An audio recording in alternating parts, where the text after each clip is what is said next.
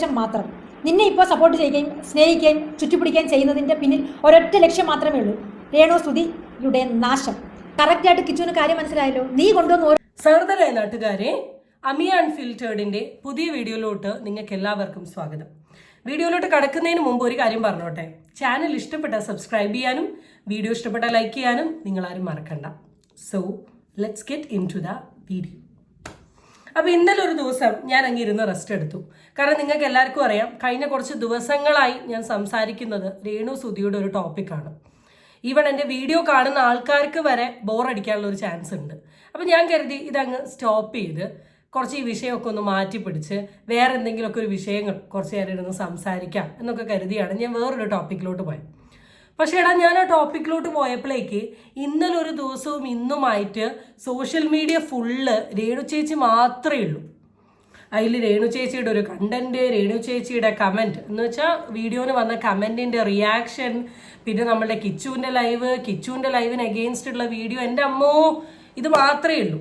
അപ്പോഴാണ് എനിക്ക് മനസ്സിലായത്, നോ അമിയാദാസ്, നീ നിർത്തിയാലും കണ്ടന്റുകൾ ഇങ്ങനെ ഉണ്ടായിക്കൊണ്ടേയിരിക്കും. പിന്നെ എന്തിനു വേണ്ടി നീ നിർത്തുന്നു എന്ന് തോന്നിയപ്പോഴാണ് ഞാൻ കരുതിയത് വേണ്ട, നിർത്തണ്ട, നമുക്കും അങ്ങ് സംസാരിക്കാം എന്ന് കരുതിയിട്ട് ഞാൻ ഇന്ന് ഇങ്ങനൊരു വീഡിയോ എടുക്കുന്നത്. അപ്പം അധികം ഞാൻ വലിച്ചു നീട്ടുന്നില്ല, ഇന്നത്തെ വീഡിയോകളിലോട്ട് നമുക്ക് പോകാം. അപ്പം ഇന്നത്തെ വീഡിയോയിൽ ഞാൻ ഫസ്റ്റ് തന്നെ നോക്കാൻ പോകുന്നത് രേണു ചേച്ചി ഇട്ട ഒരു റിയാക്ഷൻ, റിയാക്ഷൻ വീഡിയോ ചെയ്യുന്ന ആൾക്കാർക്കും നെഗറ്റീവ് കമൻ്റ് ഇടുന്ന ആൾക്കാർക്ക് എല്ലാവർക്കുമായിട്ട് ചേച്ചി ഒരു വീഡിയോ ഇട്ടിട്ടുണ്ട്. നമുക്ക് ആദ്യം ആ വീഡിയോയിലോട്ടൊന്ന് പോവാം. ഹായ്, ഹലോ, രേണുസുതിയാണ്. അപ്പം എന്താ പറയുക, ഫോണും ഇൻസ്റ്റയും ഫേസ്ബുക്കും ഒന്നും തുറക്കാൻ പറ്റത്തില്ല. യാതൊരുവിധ ബന്ധമില്ലാത്തവരൊക്കെ വന്ന് തെറി വിളിക്കുന്നു. എനിക്കിത് സത്യം പറഞ്ഞാൽ ഇതൊക്കെ കേൾക്കുമ്പോൾ ചിരിയാണ് വരുന്നത്. അത് തന്നെ ഞങ്ങൾക്ക് പറയാനുള്ളത്. ഫോണും ഇൻസ്റ്റഗ്രാമും ഫേസ്ബുക്കും യൂട്യൂബും ഒന്നും തുറക്കാൻ പറ്റുന്നില്ല. എവിടെ പോയാലും രേണു ചേച്ചീൻ്റെ ടോപ്പിക്കാണ്. പല വ്യക്തികളും നമ്മളോട് പറയുന്ന ഒരു കാര്യമാണ്, രേണുവിൻ്റെ വിഷയം കാണാനോ കേൾക്കാനോ താല്പര്യമില്ലെങ്കിൽ നിങ്ങൾ സ്കിപ്പ് അടിക്കൂ, നോട്ട് ഇൻട്രസ്റ്റഡ് കൊടുക്കുമെന്ന്. പക്ഷെ രേണുവിൻ്റെ ടോപ്പിക്കിൻ്റെ ഒരു പ്രത്യേകത എന്താണെന്ന് വെച്ചാൽ, രേണുവിൻ്റെ ചാനലിനേക്കാൾ കൂടുതൽ വേറെ പല ചാനലിലുമാണ് ഈ കോണ്ടന്റ് ഇങ്ങനെ വന്നുകൊണ്ടിരിക്കുന്നത്. അപ്പോൾ സ്കിപ്പ് അടിക്കാനും നോട്ട് ഇൻട്രസ്റ്റഡ് കൊടുക്കാനും നിൽക്കുകയാണെങ്കിൽ പിന്നെ അതിന് മാത്രമേ നേരം ഉണ്ടാവും. അപ്പോൾ ചേച്ചി മടുത്തതുപോലെ തന്നെ ഞങ്ങളും മടുത്തു. പിന്നെ ഇതിൽ ലാസ്റ്റ് പറഞ്ഞൊരു കാര്യമുണ്ട്, എനിക്ക് ചിരി വരുന്നു. പക്ഷെ 2 ദിവസം മുമ്പ് ഇൻസ്റ്റഗ്രാമിൽ ഇട്ടിട്ടുള്ള വീഡിയോയിൽ ഈ ചിരി കണ്ടില്ലേലോ. അവിടെ കണ്ടിട്ടുള്ളത് അഭിനയം എന്ന് പറഞ്ഞിട്ടുള്ള ഒരു കണ്ണീരായിരുന്നു.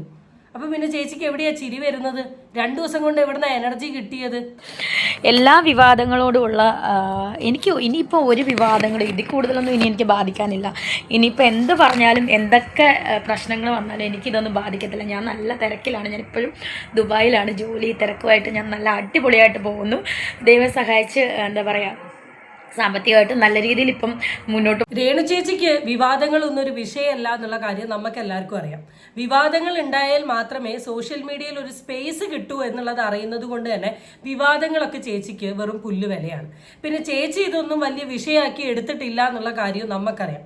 കണ്ടന്റിന് വേണ്ടി ഇൻസ്റ്റഗ്രാമിൽ വന്ന് കരഞ്ഞതാന്നുള്ളതും ബുദ്ധിയുള്ള, വിവരമുള്ള, ബോധമുള്ള മനുഷ്യന്മാർക്ക് വളരെ ക്ലിയർ ആയിട്ട് മനസ്സിലായിട്ടുണ്ട്. കാരണം ഇൻസ്റ്റഗ്രാമിൽ വന്ന് കരയുകയും സബ്സ്ക്രിപ്ഷനിൽ വന്ന് തുണി മാറ്റി കാണിക്കുകയും ചെയ്യുന്നതിനെ കുറിച്ചിട്ട് എന്ത് അഭിപ്രായമാണ് നിങ്ങൾക്ക് പറയാനുള്ളത്? പിന്നെ തിരക്ക് എല്ലാ മനുഷ്യന്മാർക്കും ഉണ്ട്, രേണു ചേച്ചിക്ക് മാത്രമല്ല.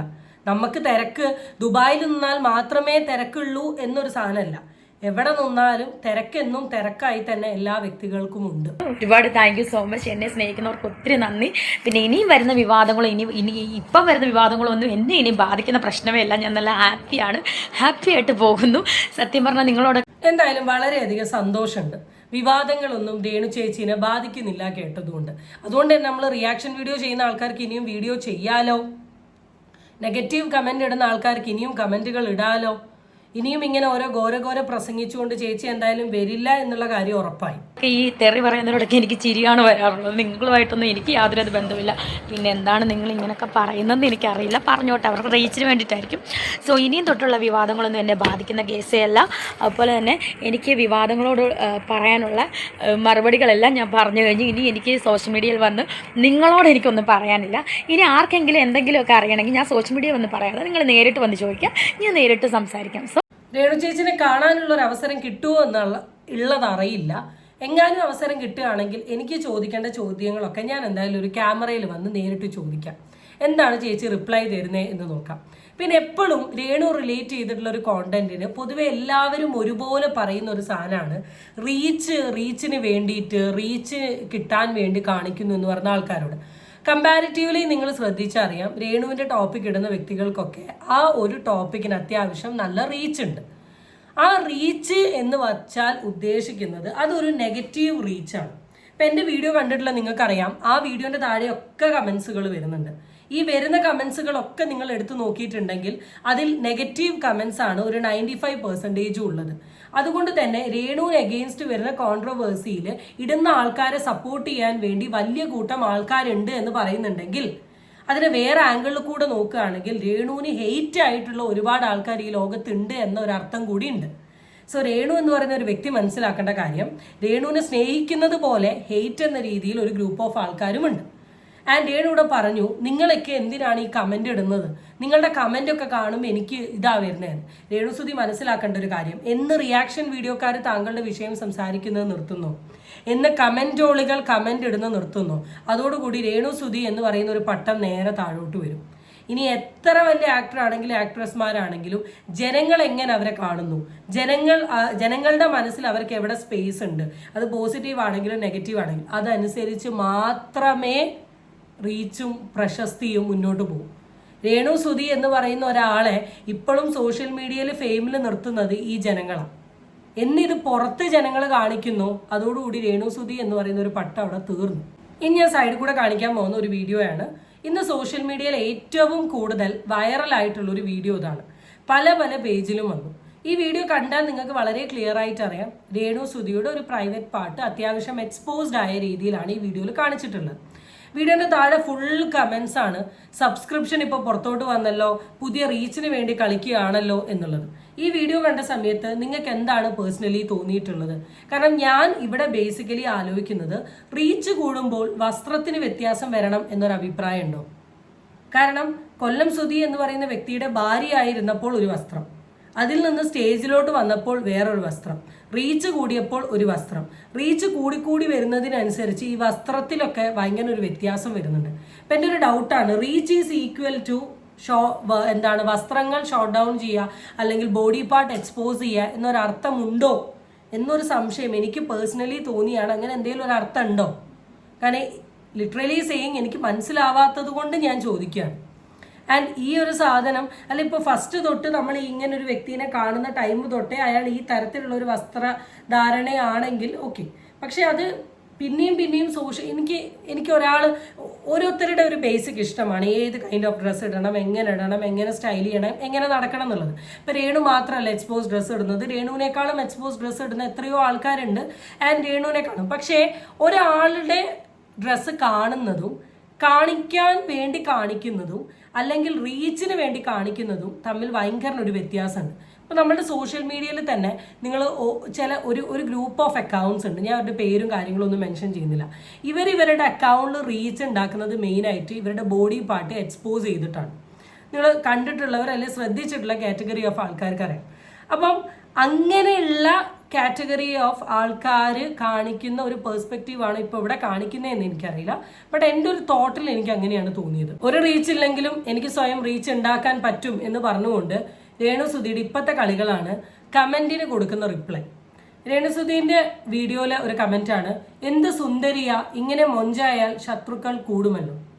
രേണുസുധി എന്ന് പറയുന്ന ഒരു വ്യക്തി ഭയങ്കര അടിപൊളി സുന്ദരി എന്ന് പറയുന്നില്ല, പക്ഷെ എല്ലാ വ്യക്തികൾക്കും അവരുടേതായ രീതിയിലുള്ള ഒരു സൗന്ദര്യമുണ്ട്. എന്നാൽ പണ്ട് വെച്ച് നോക്കുമ്പോൾ ഇപ്പോൾ കുറേ വ്യത്യാസങ്ങൾ വന്നു. കാരണം 24 മണിക്കൂറും ബ്യൂട്ടി പാർലറിൽ പോയിട്ടും ഗ്ലൂട്ടാത്തയോനും അതും ഇതൊക്കെ ചെയ്യുമ്പോൾ ഒരു ചേഞ്ച് വരുമല്ലോ. എന്നാലും അതിൻ്റെ താഴെ വന്നൊരു കമൻറ്റാണ്, അത് പിന്നെ അവൾ ഡെയിലി നല്ല ഡാഷ് മാറി കൊടുക്കുന്നുണ്ട്. ബാക്കി ഞാൻ അങ്ങോട്ട് ആ കമൻറ്റ് വായിക്കുന്നില്ല, ഞാൻ ആ കമൻറ്റ് ഇവിടെ ഷോർട്ടാക്കി ഇടാം. നിങ്ങൾക്ക് വായിക്കണം എന്ന് ആഗ്രഹിക്കുന്ന വ്യക്തികൾക്ക് വായിക്കാം. അതിൽ നല്ല അടിപൊളിയായിട്ട് രേണു ഒരു കമൻറ്റ് കൊടുത്തിട്ടുണ്ട്, എടാ ഡാഷ് മോനെ നിൻ്റെ ഡാഷ് ഡ നാറി എന്ന് വെച്ചാൽ ഈ പെർട്ടിക്കുലർ കമൻ്റ് ഇട്ട വ്യക്തിയുടെ വൈഫാണ് ഇങ്ങനെ ചെയ്യുന്നത് എന്നാണ് രേണു കമൻ്റ് ഇട്ട് കൊടുത്തിട്ടുള്ളത്. ഇതൊന്നും ശരിക്കും ഒരു വിധേനയും സപ്പോർട്ട് ചെയ്യാൻ പറ്റുന്ന രീതിയിലുള്ള ഒരു കമൻസ് അല്ല.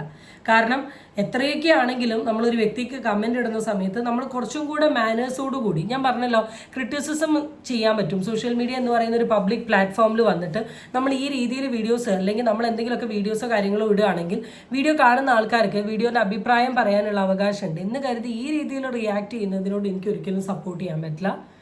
ആൻഡ് അടുത്തത്, ലോകത്തിലെ മുഴുവൻ ആൾക്കാരുടെയും വെറുപ്പും സമ്പാദിച്ച് ഒരു ഉളുപ്പുമില്ലാതെ ഇങ്ങനെ ജീവിക്കുന്നതിലും നല്ലത് പോയി ചാവുന്നതാണ്. അതൊരു റോങ് സാധനമാണ്. കാരണം ഒരു വ്യക്തിയോട് ഇങ്ങനെ പറയാനുള്ള ഒരു റൈറ്റ് വേറൊരാൾക്കും ഇല്ല. എടാ പന്നി നാറി കോപ്പെ. രേണുവിൻ്റെ കമൻറ്റ് വാസ് ഞാൻ വായിക്കുന്നില്ല, ഞാനത് വിട്ടിരിക്കുകയാണ്. പിന്നെ വേറൊരു സാധനം ഞാനിവിടെ കാണിച്ചു തരാം. അത് പിന്നെ അവൾ ഡെയിലി നല്ല മാറി മാറി കുടിക്കുന്നത് പിന്നെ ചിലർക്കൊക്കെ ഈ കമൻറ്റിന് ഒരു സോങ് ഇട്ടുകൊണ്ടിട്ട് രേണു ആക്കുന്നുണ്ട്. പക്ഷെ ഏറ്റവും വലിയ കോമഡി എന്താണെന്ന് വെച്ചാൽ ഇത്രയും നേരം രേണു സുധിയുടെ പല കമൻറ്റുകൾക്കും രേണു കൊടുത്ത റിപ്ലൈനെ ഞാൻ ഭയങ്കര കൺഗ്രാജുലേറ്റ് ചെയ്തിട്ടേ ഉള്ളൂ. ഇറ്റ്സ് ഓൺലി ബിക്കോസ് അതൊന്നും വളരെ പെർഫെക്റ്റ് ആയിട്ടുള്ള ഒരു കമൻറ്റ് അല്ല. അതൊരു പെൺകുട്ടീൻ്റെ അടുത്ത് മിസ്ബിഹേവ് ചെയ്യുന്നതിൻ്റെ ദി എക്സ്ട്രീം ലെവലാണ്.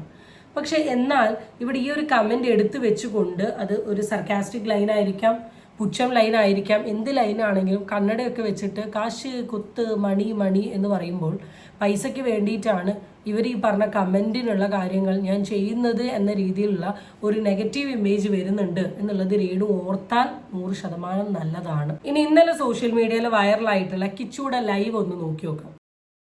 വേറൊന്നും പറയാനായിട്ട് വന്നതല്ല. എനിക്ക് ഭയങ്കരമായിട്ട് കോളും മെസ്സേജും സംഭവം മനസ്സിലാവുന്നുണ്ട്. ഭയങ്കര സ്നേഹമുള്ളതുകൊണ്ടാണ് ഞാൻ ഓക്കെയാണ്. വേറൊരു പ്രശ്നമൊന്നുമില്ല എനിക്ക്. ഞാൻ എൻ്റെ കുറച്ച് പണ്ടത്തെ കാര്യങ്ങൾ കുറച്ച് പറഞ്ഞതേ ഉള്ളൂ.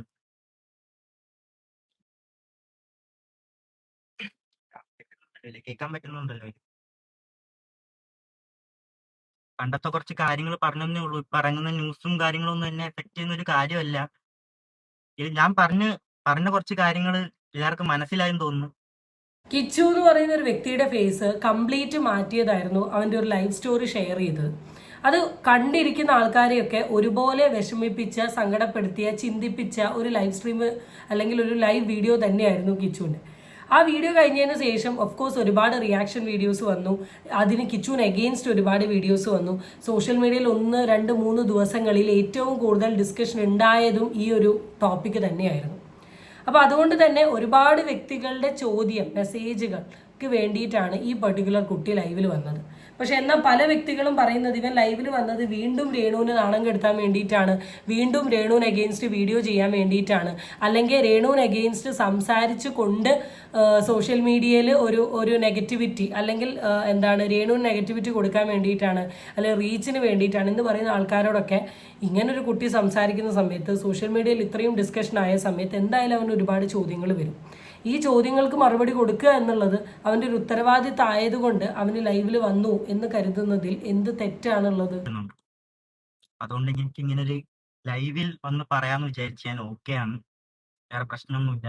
ഈ വരുന്ന ന്യൂസുകളും കാര്യങ്ങളൊന്നും എന്നെ ബാധിക്കുന്ന ഒരു കാര്യമല്ല. ഞാൻ പറയേണ്ട കാര്യങ്ങൾ ഞാൻ നല്ലപോലെ പറഞ്ഞിട്ടുണ്ടെന്ന് തോന്നുന്നു. എല്ലാവർക്കും ഞാൻ കണ്ടിട്ട് മനസ്സിലായിട്ടുണ്ട് എല്ലാവർക്കും. ഇപ്പം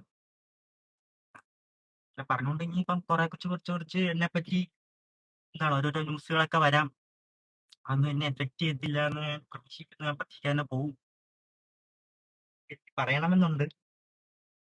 ഇതിനിടയിൽ കിച്ചു പറഞ്ഞൊരു കാര്യമുണ്ട്, എനിക്ക് എഗെയിൻസ്റ്റ് ന്യൂസുകൾ ഇനി സോഷ്യൽ മീഡിയയിൽ വന്നാലും ഞാൻ നല്ല രീതിയിൽ മുന്നോട്ട് പോകും എന്ന രീതിയിലാണ് കിച്ചു ഇവിടെ പറഞ്ഞത്. എന്തിനു വേണ്ടിയായിരിക്കും ഈ ഒരു കാര്യം കിച്ചു ഇപ്പോൾ സോഷ്യൽ മീഡിയയിൽ വന്ന് പറഞ്ഞത്, എനിക്ക് എഗെയിൻസ്റ്റ് ന്യൂസുകൾ വരാമെന്നുള്ളത്? കാരണം കിച്ചു എന്ന് പറയുന്ന ഒരു വ്യക്തി സോഷ്യൽ മീഡിയയിൽ വന്ന് രേണുവിന് എഗെയിൻസ്റ്റ് പറഞ്ഞിട്ടുണ്ടെങ്കിൽ of course Renu supporters along with രേണുവിൻ്റെ ഹെൽപ്പോടുകൂടി കിച്ചുവിനെ തകർക്കാൻ വേണ്ടി അവർ ശ്രമിക്കും. അപ്പം കിച്ചുവിടെ അമ്മ തന്നെ പ്ലാൻ ചെയ്തുകൊണ്ട് കിച്ചുവിനെ തകർക്കാൻ പോവുക എന്നുള്ളൊരു സാധനം ഇൻഡയറക്ട്ലി കിച്ചുവിന് എവിടുന്നോ കിട്ടിയത് കൊണ്ടാണ് കിച്ചു ചിലപ്പോൾ ലൈവിൽ വന്നിട്ട് ഈ ഒരു കാര്യം പറയും. എന്നാൽ ഈ ഒരു സാധനത്തിനെ പലരും വളച്ചൊടിച്ചിട്ടുണ്ട്. അവർ വളച്ചൊടിച്ച രീതി എങ്ങനെയാണെന്ന് വെച്ചാൽ കിച്ചുവിൻ്റെ ഭാഗത്തുള്ള കള്ളത്തരം ഹൈഡ് ചെയ്യാൻ വേണ്ടിയിട്ടാണ് അവൻ ആദ്യം വന്നൊരു മുൻകൂർ ജാമ്യം എടുത്തതെന്ന്. സിമ്പിളായിട്ട് പറയുകയാണെങ്കിൽ അവൻ എഗെയിൻസ്റ്റ് ആരെങ്കിലും കളിക്കുന്നുണ്ടെങ്കിൽ അത് അവൻ്റെ അമ്മ രേണുവും രേണുവിനെ സപ്പോർട്ട് ചെയ്യുന്ന ഇൻഫ്ലുവൻസേഴ്സും മാത്രമാണ്, അല്ലാണ്ട് ആരും ചെയ്യില്ല. അപ്പം സ്വന്തം മകൻ എഗെയിൻസ്റ്റ് ആണ് അമ്മ കളിക്കുന്നതെന്നും കൂടെ ഒന്ന് ഓർത്താൽ നല്ലത്. അതിനെപ്പറ്റി ഒരുപാട് ന്യൂസുകൾ ഇറങ്ങാം. ഇപ്പൊ പറയാൻ ഈ ഒരു പെണ്ണിനെ കയറി പീഡിപ്പിച്ചെന്ന് വേണമെങ്കിൽ വരാം ന്യൂസുകളൊക്കെ. എന്താണെങ്കിലും ഞാൻ അതിനൊന്നും മൈൻഡ് ചെയ്യത്തില്ല. ഇത്രേ പറയുള്ളൂ. ഞാൻ ആ പറഞ്ഞ കാര്യങ്ങളൊക്കെ ആർക്കും മനസ്സിലായെന്ന് തോന്നുന്നു. ഒരു പാസ്റ്റ് ആയിരുന്നു എൻ്റെ അത്. ഞാൻ ഓക്കെ ആയിട്ട് നിൽക്കുകയാണ്, ഇപ്പം ഹാപ്പിയാണ്. ഒരു കുട്ടിയെ ചെയ്തു എന്ന രീതിയിൽ വരെ ന്യൂസ് വരാം എന്നാണ് കിച്ചു പറഞ്ഞത്. ഇതൊരു ചെറിയ കാര്യമായിട്ട് എൻ്റെ വീഡിയോ കാണുന്ന ആർക്കെങ്കിലും തോന്നുന്നുണ്ടോ? കാരണം അവൻ്റെ വായിൽ വന്നൊരു സാധനം, അവൻ ഇതിന് പകരം എന്തും പറയാം. ഡ്രഗ്സിൻ്റെ കേസ് പറയാം, തല്ലുണ്ടാക്കിയത്, ഉപദ്രവിച്ചത്, അല്ലെ അച്ഛനെ കുറ്റം പറയാം, ഇതൊക്കെ പറയാം. പകരം അവൻ ഇങ്ങനൊരു സാധനം അവൻ എടുത്തു പറയുന്നുണ്ടെങ്കിൽ അതിന് എന്തെങ്കിലും ഒരു റീസൺ ഉണ്ടാവും. ഇങ്ങനൊരു സാധനം പറയുമെന്ന് ആരെങ്കിലും പറഞ്ഞിട്ടുണ്ടാവാം, അല്ലെങ്കിൽ ആരെങ്കിലും മെസ്സേജ് അയച്ചിട്ടുണ്ടാവാം, അങ്ങനെ ഒരു ഗൂഢാലോചന നടത്തിയിട്ടുണ്ടാവാം, എന്തെങ്കിലുമൊക്കെ ഉണ്ടാവും. എത്രയൊക്കെ ആണെങ്കിലും ഇങ്ങനൊരു അലിഗേഷൻ വരുവോ വരില്ലേ, പറയുമോ പറയില്ലേ, സപ്പോർട്ടേഴ്സ് ഇറങ്ങുമോ എന്നൊന്നും എനിക്കല്ല. പക്ഷെ എനിക്ക് പറയാനുള്ളൊരു കാര്യം, കിച്ചു എന്ന് പറയുന്ന ഒരു വ്യക്തി പറഞ്ഞ കഥേൻ്റെ ഒരു 75% മാത്രമേ ആ കുട്ടി പറഞ്ഞിട്ടുള്ളൂ. അവനിനി പറയാനാണെങ്കിൽ 95ന്റെ മുകളിൽ കഥകളുണ്ട്. അതവൻ മിണ്ടാണ്ട് മ്യൂട്ടാക്കി ഒരു 3 ദിവസം സോഷ്യൽ മീഡിയയിലെ ടോപ്പിക്ക് കഴിഞ്ഞ് പോയിരിക്കുകയാണ്. രേണുവിന് ഇനിയും പുറത്തിറങ്ങിയിട്ടുണ്ടെങ്കിൽ മീഡിയക്കാർ വന്ന് വളവള ചോദ്യങ്ങൾ ചോദിക്കും. ആ ചോദ്യങ്ങൾക്ക് മറുപടി കൊടുത്തുകൊണ്ട് തന്നെ നെഗറ്റീവ് പബ്ലിസിറ്റിയോടുകൂടി നിങ്ങൾക്ക് സോഷ്യൽ മീഡിയയിൽ റീച്ച് നിൽക്കാം. പക്ഷെ ഇങ്ങനൊരു കോൺട്രവേഴ്സി നിങ്ങൾ കൊണ്ടുവന്നിട്ടുണ്ടെങ്കിൽ അപ്പുറത്തെ സൈഡിൽ നിന്നുണ്ടാവുന്ന കഥകൾ, കഥവിശേഷങ്ങൾ വളരെ വലുതായിരിക്കും. ആ വലുത് താങ്ങൽ കുറച്ച് ബുദ്ധിമുട്ടാവും എന്നുള്ളൊരു കാര്യം കൂടെ രേണു ഒന്ന് കൺസിഡർ ചെയ്താൽ നല്ലതാണ്. ഒന്നുമില്ല, കൊല്ലത്തെ വീട്ടാടൊപ്പം നിൽക്കുക.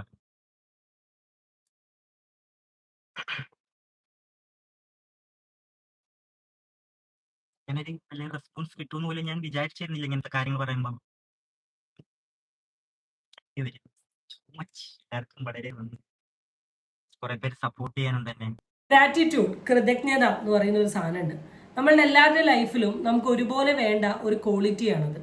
അത് ഉള്ള മനുഷ്യന്മാർക്ക് ലൈഫ് എന്താന്നുള്ള മനസ്സിലാവും. രേണുസുതി എന്ന് പറയുന്ന ഒരു വ്യക്തിനെ സപ്പോർട്ട് ചെയ്ത ആൾക്കാരെ തന്നെ കുറച്ച് കഴിയുമ്പോൾ തിരിഞ്ഞു നിന്ന് കുത്തുന്നൊരു സ്വഭാവമുണ്ട്. അതിൽ നിന്ന് എത്രയോ ക്വാളിറ്റി ഉള്ള മനുഷ്യനാണ് കിച്ചു എന്നുള്ളത് ഇവിടെ തെളിയിച്ചിരിക്കുകയാണ്. തനിക്ക് വന്ന വീഡിയോകളുടെ റെസ്പോൺസ്, തനിക്ക് വന്ന കോൾസ്, അതിൽ കൂടെ അവന് മനസ്സിലായി അവനെ സ്നേഹിക്കുന്ന ഒരു കൂട്ടം ആൾക്കാരുണ്ട്.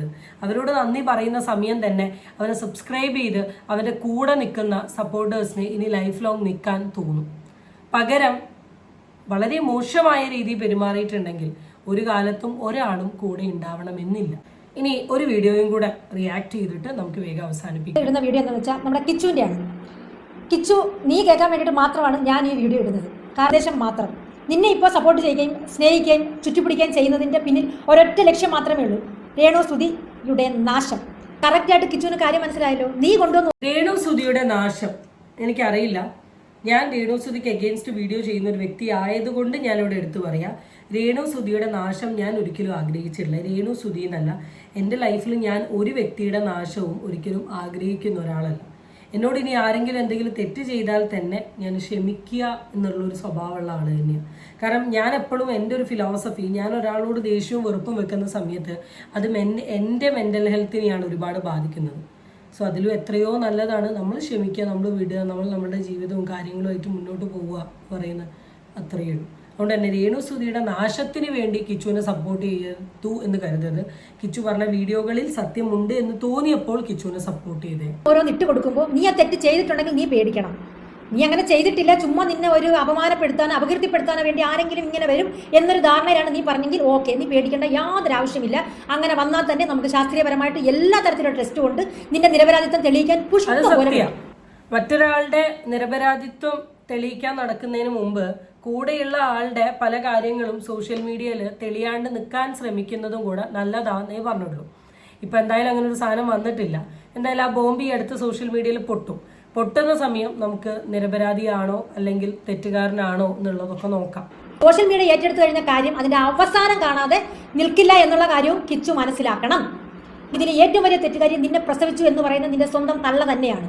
ഇനി എന്ത് കാരണമാണെങ്കിലും എന്ത് റീസണിന്റെ പുറത്താണെങ്കിലും അവൾ പോകുമ്പോൾ 1.5 വയസ്സുള്ള ഒരു കുഞ്ഞിനെ ഉപേക്ഷിച്ചിട്ട് പോകാൻ കാണിച്ച മനസ്സുണ്ടല്ലോ, അവൾ അത്ര ക്രൂവൽ മൈൻഡുള്ള ഒരു തന്നെയാണ്. അവളൊരു പെറ്റമ്മയല്ല. മൂന്നാമത് വന്ന ഇവളെ സംബന്ധിച്ച് ഇവളെ വെളുപ്പിക്കുകയാണെന്ന് നീ പറഞ്ഞാലോ അല്ലെങ്കിൽ ആരെന്തിരുന്ന് പറഞ്ഞാലോ നോ നെവർ മൈൻഡ്. മൂന്നാമത് വന്നൊരു വ്യക്തിയാണ്. ഇപ്പം നിനക്ക് 22 വയസ്സായി. ഇപ്പോഴല്ലേ ഇത്രയും തൻ്റെ ഇടവും ഇത്ര ആരോഗ്യം നിനക്കുണ്ടായില്ലേ? അതുവരെ അവൾ ചേർത്ത് നിർത്തിയില്ലേ നിന്നെ?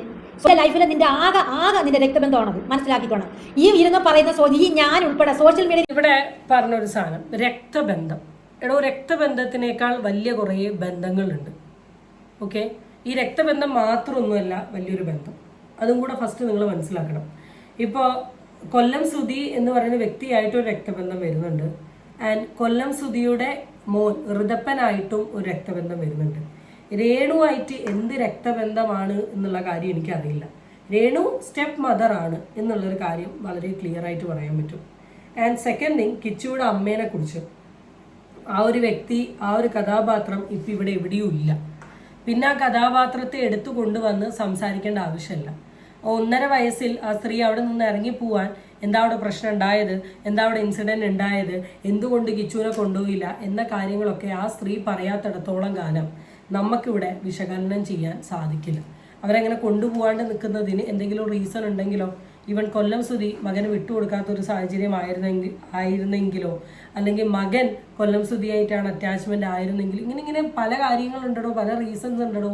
അതെന്താണെന്നൊരു ഫുൾ ക്ലാരിറ്റി കിട്ടാണ്ട് നമുക്ക് ഏത് ബേസിസിലാണ് അവർ കംപ്ലീറ്റ് കുറ്റം പറയാൻ പറ്റുക എന്നുള്ളതും കൂടി നിങ്ങൾ ആലോചിക്കും. കാരണം ഏത് വിഷയത്തിനും 2 പക്ഷം എന്ന് പറയുന്നത് വളരെ ഇമ്പോർട്ടൻ്റ് ആണല്ലോ. പിന്നെ നേരത്തെ പറഞ്ഞ രക്തബന്ധം, രക്തബന്ധത്തിനേക്കാൾ വലിയ കുറേ ബന്ധങ്ങളുണ്ട്. ഈ രക്തബന്ധം തന്നെ എപ്പോഴും ഉണ്ടാവണമെന്നില്ല. നമ്മളുടെ ലൈഫിൽ നമ്മളോട് ചേർന്ന് നിൽക്കുന്ന ചില ബന്ധങ്ങളായിരിക്കും നമ്മുടെ ലൈഫിൽ ഏറ്റവും വലിയ പാര എന്ന് പറയുന്നത്. അതുകൊണ്ട് തന്നെ ഇതെന്തോ വലിയ സെറ്റപ്പാണ്, ഇതുണ്ടെങ്കിൽ എല്ലാം സെറ്റാണ് എന്ന് തോന്നുന്ന ആൾക്കാരോട് ഞാൻ പറഞ്ഞിട്ടുള്ളൊരു കാര്യമാണ്. ആൻഡ് കിച്ചു എന്നല്ല, ഈ ലോകത്തുള്ള ഒരു മനുഷ്യന്മാർക്കും ഒരാളും ലൈഫ് ലോങ് കൂടി ഉണ്ടാവില്ല. നമുക്ക് നമ്മൾ മാത്രമേ ഉള്ളൂ. സോ രേണുഅമ്മേനെ നോക്കിയിരുന്നാലും ഋതപ്പനെ നോക്കിയിരുന്നാലും ഇനി അതിലും വലിയ ആളെ നോക്കിയിരുന്നാലും കിച്ചു എന്ന് പറയുന്ന ഒരു വ്യക്തിക്ക് കിച്ചു മാത്രമേ ഉള്ളൂ. സോ കിച്ചു പോകുന്ന വഴി ശരിയാണെന്ന് കിച്ചുവിന് തോന്നിയിട്ടുണ്ടെങ്കിൽ അത്രയേ ഉള്ളൂ. പിന്നെ തെറ്റ് ചെയ്യാത്ത വ്യക്തികൾ ഈ ലോകത്ത് ആരുമില്ല. പക്ഷെ അവനവൻ ചെയ്ത തെറ്റ് മനസ്സിലാക്കി അത് മാറ്റുന്നിടത്താണ് ആ ഒരു വ്യക്തിയുടെ വിജയം എന്ന് പറയുന്നത്. അതിന് സാധിക്കട്ടെ എന്ന് മാത്രമേ പറയാനുള്ളൂ. അടുത്ത വീഡിയോ വീണ്ടും കാണാം. Till then it's by.